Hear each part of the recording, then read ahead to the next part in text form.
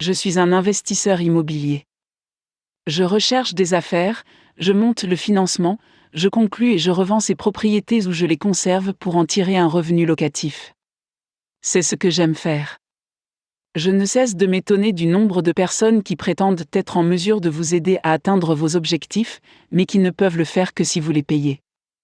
Je n'ai aucun problème à payer pour des services rendus. Mais j'ai un problème à payer lorsque la seule personne qui en bénéficie est celle qui reçoit l'argent.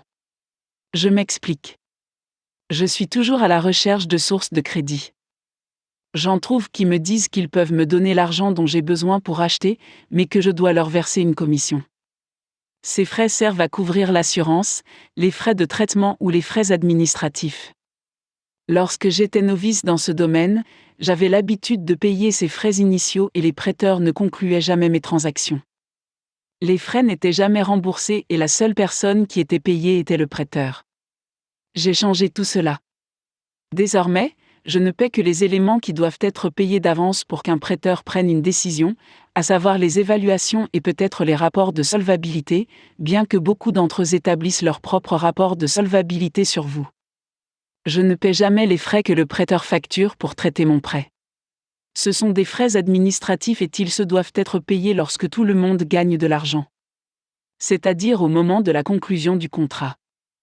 J'adhère au principe selon lequel tout le monde doit gagner. Je dois gagner. Le vendeur doit gagner. Le prêteur doit gagner. Toute personne associée à une de mes affaires doit gagner. Les gens ne travailleront pas longtemps pour vous s'ils prennent constamment un coup et ne gagnent pas dans les transactions. Il en va de même pour tous ces experts immobiliers autoproclamés qui ont fait fortune dans l'immobilier et qui cherchent maintenant à faire fortune grâce aux personnes qui paient pour se mettre en relation avec eux. Vous ne vous connectez pas sur la base de « nous concluons une affaire et les deux parties sont payées ». Non, c'est « vous me payez pour que je vous aide et, avec un peu de chance, vous concluez et gagnez de l'argent ». Le problème avec cette philosophie est que si l'affaire ne se conclut pas, vous ne récupérez pas votre argent. Je pense que les entreprises du XXIe siècle ont souffert du fait que les gens ne cherchent qu'à gagner de l'argent pour eux-mêmes.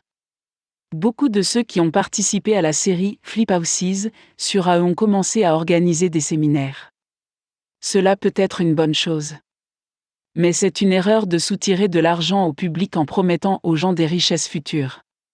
Pour réussir, il ne suffit pas d'avoir un système, d'avoir un mentor ou de dépenser des milliers d'euros en livres et en CD dans l'espoir d'imiter leur succès.